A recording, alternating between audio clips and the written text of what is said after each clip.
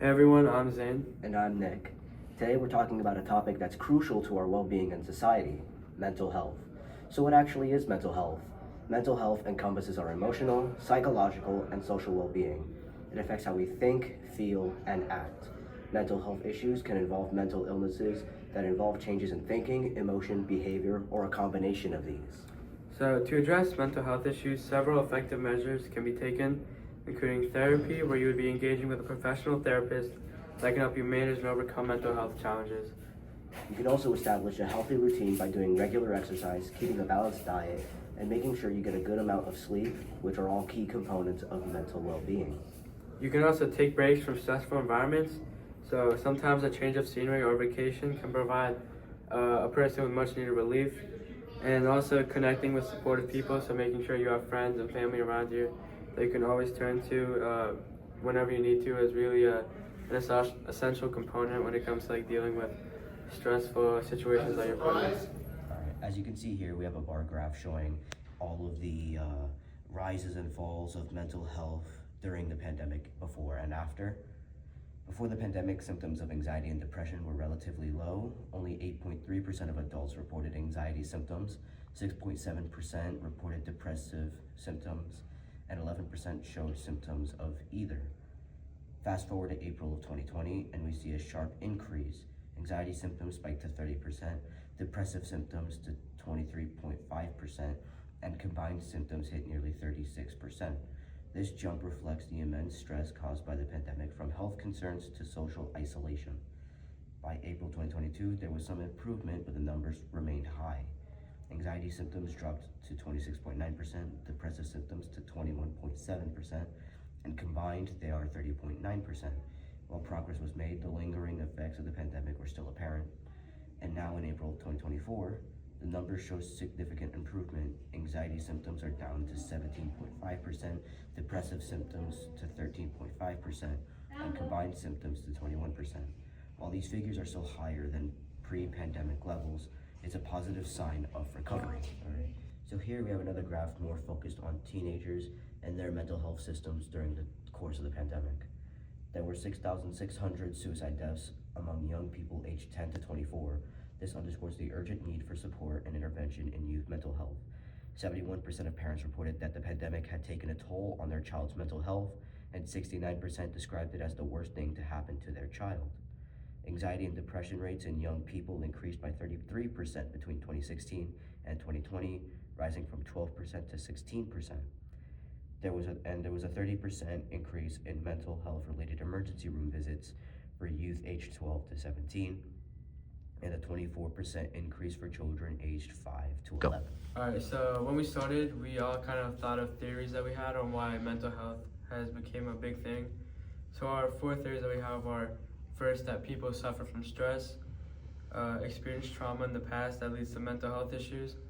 Another one we have is that people are socially isolated and they lack social connection with others, which leads them to kind of become depressed and isolate themselves from others. And also how mental health issues can be gained genetically. So you could just be born with it, like your parents might have mental health issues, so that's why you have it. And then some statistics we found supporting our theories were that about 1 billion people suffer from a mental illness, according to the World Health Organization. Another statistic we found is that 1 in 5 teens suffer from mental illness, according to the Adolescent Wellness Academy. And our last statistic that we found was that 40% of teens reported persistent feelings of sadness and hopelessness in 2023 compared to 2013's 30%. So that just shows how COVID was like a leading factor to this increase in how students were feeling hopeless and kind of sad all the time and depressed. In addition to our statistics and graphs on mental illness rates, we also interviewed a couple of teens from various different age groups to see their opinions on the various different aspects of mental illness in teens like them.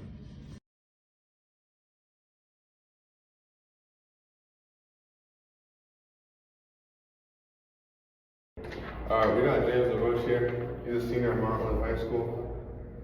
We're going to ask him a couple of questions. So, what do you know about the current rates of mental illnesses of teens? Well, I'm going to assume they're pretty low now, just because due to the pandemic, mental illness skyrocketed due to everybody being home and less like physical contact, interaction with people. So, Alright. Alright, so have you ever had a significant negative experience with mental health that stuck with you? I'd say so. I lost my cat a while back, and that's pretty stuck with me ever since. I know it's a pet, but still was like one of my good friends that like my best friend type of thing. Was always there, and he was pretty nice for a cat. He wasn't like clawy things like that. So I'd say so. Yeah, every now and then think about him. I have a new cat now, but even so, still reminiscing about him. Alright. Alright, so what mental health services do you know about that are available to you today? I know there's the suicide hotline. I know there's therapists people can talk to. There's, I guess, if you want to talk about school but secondary, there's guidance counselors, people like that. And then obviously you reach out to like families, friends, people like that. Who are there for you.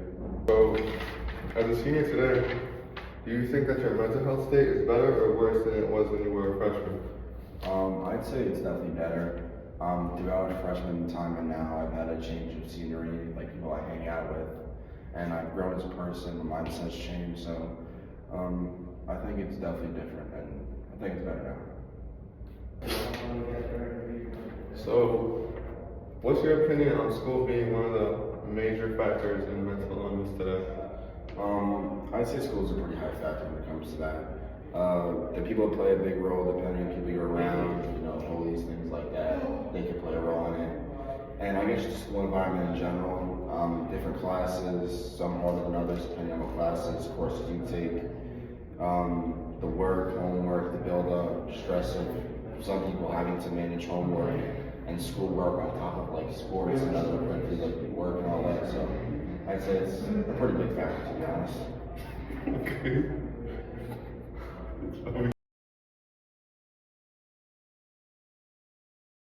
Alright, we're here with our second interviewee, Anthony Sanguino, 12th grade, Mount Olive High School. So Anthony, my first question for you is, what do you know about the current rates of mental illness of teens? It's probably pretty high. That pandemic stuff kind of threw everything off. I'm sure everyone's in their down lows. Personally, I could say I'm more depressed than your average teenager, and I'm sure everyone else is going through the same exact thing. But the best thing to do is just push through it. That's great. I'm sorry to hear that. Alright, second question. Do you think that your mental health state is better or worse than what it was freshman year or senior year? Probably better. If I was coming to school this year as a freshman, I'd probably want to do some quite interesting things to myself, if you get what I'm saying. But I'm glad to be leaving this year. It's just good like that. But there's been some ups and downs throughout the last 4 years of my life, but it's been good. So. Alright, and then, when you're battling all this, are you aware of any mental health services at our school, and do you think that people utilize them? Our RD's got the suicide hotline, but no, I don't think people use that, but I'm sure. I actually had a personal experience where my sister tried to do something, so the school actually caught onto that and had to contact some people for that. But they're definitely looking out for us if you make the right messages to people. So I guess that's good. Yeah, sorry to hear that, man. No, that's fine. Alright, well, thank you for your time. Of course. Alright guys, we're here with interviewee number 3, Ars Mushtaba. He's an 8th grader at Mount Olive Middle School. So how you doing today, Ars? Very good, thank you. Alright, so my first question for you is, have you ever had a negative experience with mental health before? Yes, I have. When I first entered middle school in 6th grade, I was very anxious about everything, whether it was small homework assignments or making new friends. It was very nerve-wracking. Alright, I'm sorry to hear that. So my second question is, what mental health services do you know about that are available to you, whether it's at school, online, or wherever? In school, there's guidance counselors. There's also therapy places around us, and we also have friends and family to help us. Alright, my next question is, do you think that your mental health state is better or worse since you first started middle school to now you're almost about to end middle school? So what do you think it is now? Yes, it has been better because I've grown older and more mature. It helped me gain more confidence, and I've also made more friends that support me. Alright, and then my final question for you is, what is your opinion on school being said to be one of the most major factors in mental health? I think that's true because many friends can peer pressure you, and the stuff that you do in school can decide your future, and it could either be good or bad. Alright, and that's all. Thank you so much. No problem. Alright, so we have Jimmy Latour here. He's a senior. He's a senior at Mount Olive High School. We're gonna ask him a couple of questions. Alright, so Jimmy, what do you currently know about the rates of mental illnesses for teens? I believe mental illness in high school teens is rapidly increasing by the day. I do believe there's not being enough done by the school districts and the Department of Health to help students with these mental illnesses overcome them. I believe this is a big issue worldwide. Roughly 60-70% of all teens are going through some type of mental illness that's undiagnosed, untreated, or unlooked at. And that's a big problem. We need to do something about that. So what's your opinion on school being said to be one of the major factors to mental illness? It's not an opinion, it's a fact. School has been known to be causing mental illnesses in teens for decades now. It was very overlooked in the 70s, the 80s. Back then it was just considered a stupid thing. But now we're finally starting to take action on it, and we're getting somewhere. But I still don't think enough is being done. We can be doing more to improve teens' mental health. So what mental health services do you know about that are available to you today? Teens often have many available resources to access. Whether they're aware of them or not is another thing, but they are there. And if you do need help, there are hotlines you can call. There are people all around you can see. You just gotta ask, and you gotta feel comfortable sharing your problem. They can definitely help you. Alright, so as a senior today, do you think that your mental health state is better or worse than it was back when you were a freshman? I do believe my mental health state has significantly improved since freshman year. COVID was a huge impact, had a huge impact on everybody's mental health back then. And just since then, finally being able to open up and go outside and just do things again. You know, lockdown was a huge issue for everybody. It affected a lot of our lives. But since freshman year, I do believe my mental health has taken a significant increase. Thank you. Alright, so all in all, mental health has definitely changed over the years, in the past decades, and today it's definitely affecting lots of different people in many different ways. But